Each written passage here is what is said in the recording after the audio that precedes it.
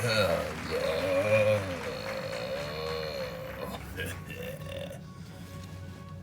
Okay, so we're back with more X-Men cards, Marvel cards, random DC mixed in cards. Part 2. No more intro. Let's get to it. So, same as last time, ended off with Rogue. I don't think there's much to really look at or hear as we just did at the end of the last episode. So, I said see ya. Now we have Psylocke, another female. And a Thank. Let's see. The creative ever sense of Psylocke's character would design a blue color scheme to match her costume and her eyes with the moonlight, water, and city. With her ninja fighting skills and mutant telepathic talents, the X-woman called Psylocke proves that body and brains make for a fierce combination.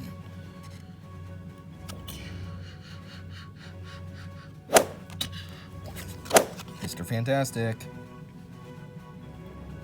Stretching all around to avoid that blast. His head doesn't stretch, does it? Just every other body part.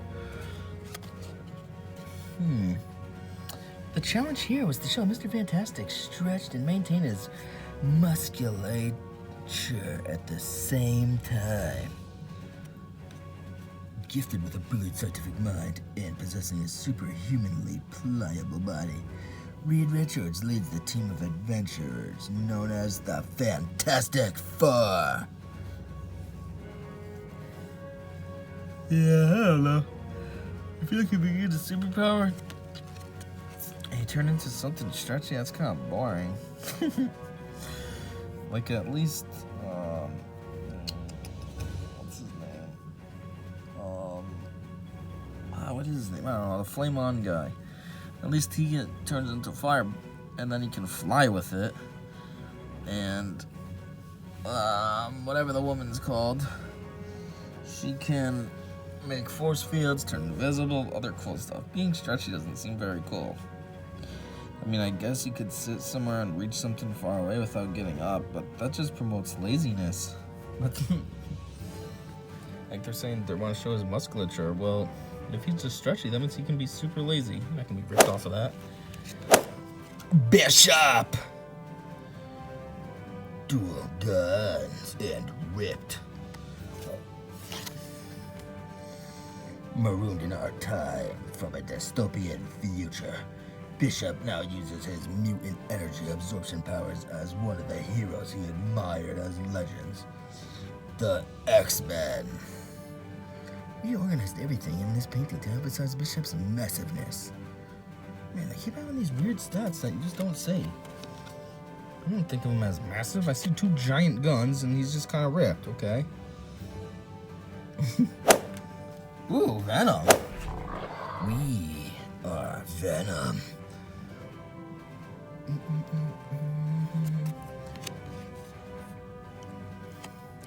When we first finished this painting, we realized we had forgotten to give Venom his Venom. What? Though a wanted killer and Spider-Man's worst enemy, Venom now considers himself the lethal protector of the innocent. Yeah. Because he is a casual good guy in the movie, and I always thought that he was supposed to be a bad guy. He just wants to fight Spider-Man and stuff. I guess it's just one of those situations where it's from a certain perspective. He sees Spider-Man as a problem, I guess, just as J. Jonah Jameson. So to him, Spider-Man's the bad guy, but we're always supposed to see Spider-Man as the good guy, so we make Venom look like the bad guy. I don't know. Oh, look, brains and beauty. Wow. Oh my, bar flipping over, we just saw it just like him. We got guns again. Man, look how massive he is. Cyclops. I don't understand his power either. Why can't he control his eyes unless he has those glasses on?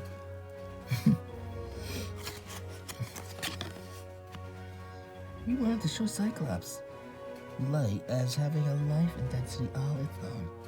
And though it were actually leading him towards it. Oh, as though it were actually leading him towards it. What? Cyclops has dedicated his life and the awesome power of his optic blast to the principles of the X-Men and their founder, Professor X.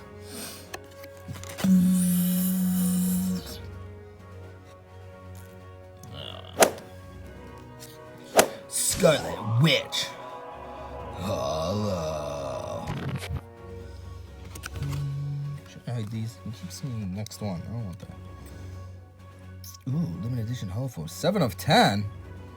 Wow. Somehow with these random cards, I end up with a relatively rare one. 7 out of 10. I wish it was something cool. I don't really care about Scarlet Witch.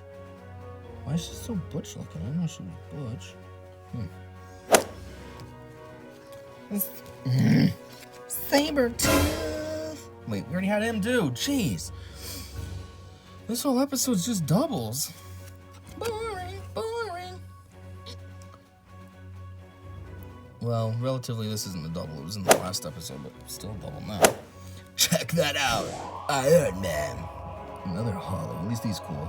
Let's see what the number is on this. Limited edition 5 of 10. Wait a minute. I get it. It's probably saying 10 total of these hollow cuts. So she's number 7, he's number 5. I don't think it's saying there's only 10 of these made. I think they're just saying there's 10 hollows all together. 10 styles. Whatever. It would be cool if it was 5 of 10 though. So that would make it pretty rare to have, especially considering this is from 94. Regular Iron Man. Where's this supposed to... This one's weird. We designed an inverted triangular composition to give the most angularity. We found this seems to work the best for the metal characters. When millionaire industrialist Tony Stark dons his suit of high-tech armor, he becomes a technological warrior called Iron Man. Yup, we know. I don't know what they're talking about, the angular stuff. Talking about the back row? Yeah. Oh, great. Let's take the next two because they're the same exact thing. Seriously? 2 archangels next to each other. Are these limited edition? 2 of them. Despite his brooding demeanor and his razor-sharp, death-dealing mutant wings, Archangel remains a hero at heart.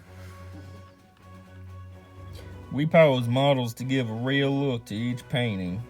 For Archangel's wings, we used cardboard armor we had crafted for our Tolkien paintings. Tolkien?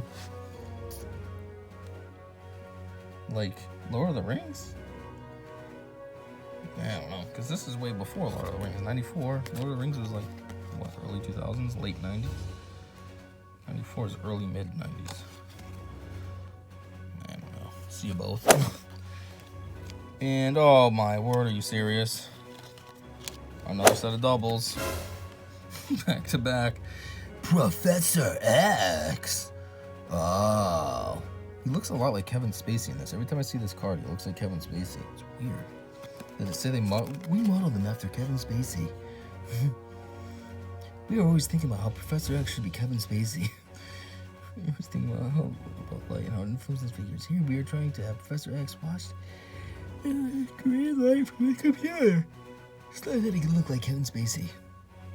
Professor X, the mightiest mutant telepath on Earth, dreams of mutant human cooperation. A dream that caused him to found a team of mutant heroes called the X-Men. That wasn't a good read. That was weird. Okay, see you later, you two. Dr. Doom. He made it into the newer, I should say, Fantastic Four movie. I don't think he was that cool. Just like that Fantastic Four wasn't that cool either, and it should have been disappointing. It had cool people in it. It should have been cool, and it wasn't. This is the first painting of the set that had this kind of energy field. What are you talking about?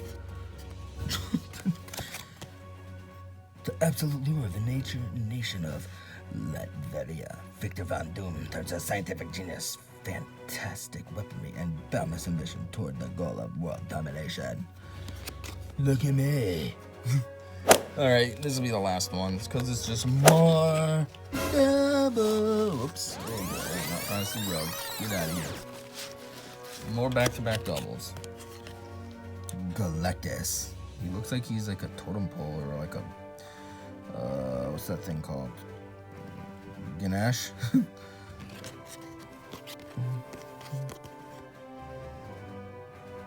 No being is as feared throughout the universe as the world-devouring Galactus, who travels the cosmos, consuming the energies of entire planets.